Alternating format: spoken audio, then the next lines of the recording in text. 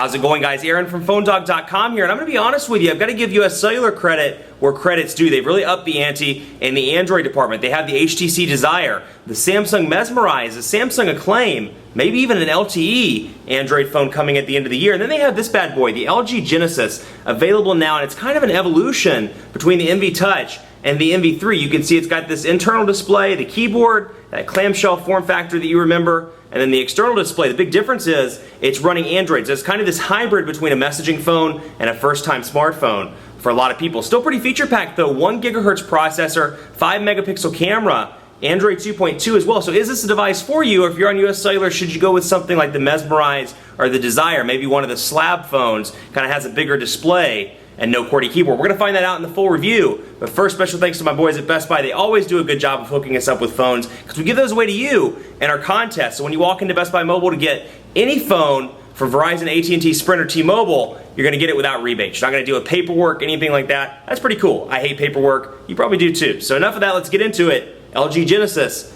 Is this a phone for you?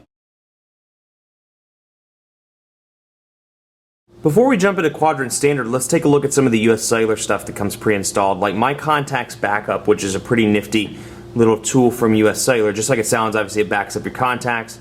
We can go in here and we'll do yes, yeah, and we can choose a pin.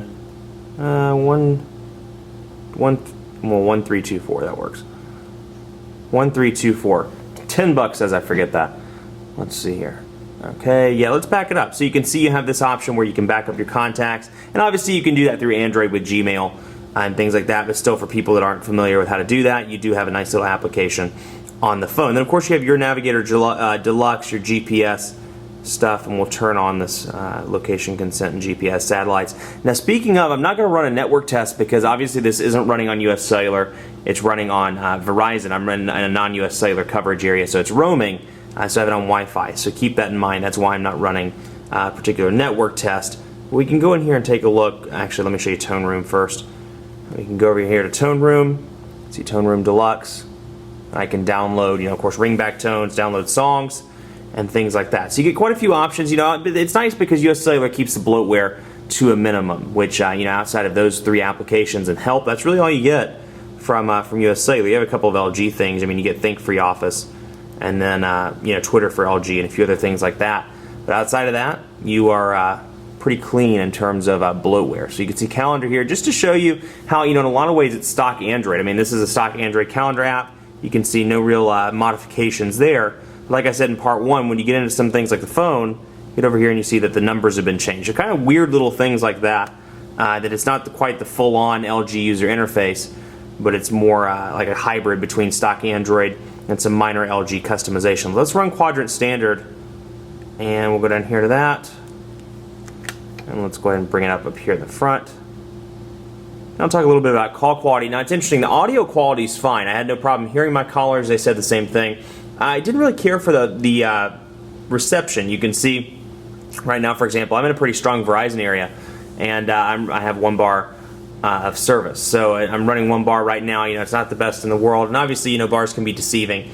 You really need to look at DBM numbers and a couple of other things, but it I took it to a dead spot, and it was I couldn't hear anything. It was very, very choppy, so erratic I couldn't hear the call. So it's not going to be your best in the reception department, and it's also not going to be the best in the power department. So honestly, I'm kind of spoiling the review a bit here, but I would really go with something like the Desire. Spend that extra $20, $30, $50 for something over 2 years and go with the Desire. Go with the Mesmerize, one of those 2 high-end Android devices if you're really set on an Android device. Just unless you really need the QWERTY keyboard, this is not going to be your device. We'll proceed here and take a look at the benchmark results. You can see 851, so actually a little bit faster than another mid-range device, the HTC Wildfire S, but still in day-to-day performance. And this is where Quadrant Standard and all of these, Smart Bench, all the different benchmarking applications kind of mess it up. It's not indicative of real-life performance. So to real life, to me, the Wildfire S moves about twice as fast as this device. So something to keep in mind. It's 851, but still it performs in day-to-day use. It's pretty slow. So again, I would go with something like the Desire. I would go with perhaps the Mesmerize as opposed to the Genesis, unless you just absolutely want this form factor and want the keyboard. So we should go through a couple of other things before we sign off. You can see the live wallpapers and wallpaper gallery, so you get the typical stuff there. It comes with Android 2.2. And there was one other thing I wanted to show you, and we'll go down through here and take a look. The news and weather widget. This is something that comes with Android 2.2. Actually came with 2.1, I believe, on the Nexus 1, if I remember right. But I actually prefer this weather widget a lot, and it's a weather and news widget. But I like the kind of the minimalist design of it. I can scroll up and down, see the top stories, how the market's failing, see the U.S. stuff, sports, entertainment, and I can scroll back over and see weather. It's a nifty little widget, and then of course you can add it to a home screen as well. We'll go over here and we'll add widgets, and we can scroll through just so you can see some of the stock ones. Alarm clock, that's an LG widget. Analog clock, that's Android. You have bookmarks, you have dual clock, memo, messaging, my status. So you get a couple of Android, or a couple of LG widgets rather, in addition to the stock Android. Still not as nearly as wide-ranging as Sense UI or Motorola's applications platform or TouchWiz, but still you get some options. Social feeds, traffic. I actually like this one a lot. This is a pretty nifty little widget. So we're going to call this Interstate, and our destination is going to be I-85. Let's see if it looks it up. Save. Let's see if it can find anything. I-85. And it's showing a caution, but when it's done correctly, let's see. Let's put in, well, let's just say I-77. How about that? Interstate 77. Let's see what it says. And it's showing me the caution sign, so I'm wondering if it's just because I haven't put it in. But anyway, what you can do, you can put in an address, and I can't think of an address other than my personal one. I'm not going to put that in, and put in an office address or anything like that. But what you can do is put in an address, and it'll tell you about the traffic kind of around the area, which I think that's a cool little widget, and it's nifty for, and you could set up a bunch of those across the screen, like, one address, office address, movie theater address, and you can see traffic, kind of a quick, glimpse of traffic, versus going into to Google Maps. But the news and weather widget, that's what I went in there to get. Let's get to an empty home screen so I can look that up. And we'll go down here to news and weather. There it is. And you can see, you can customize it. You can either do just weather, just news, or news and weather. And I can bring it up like that.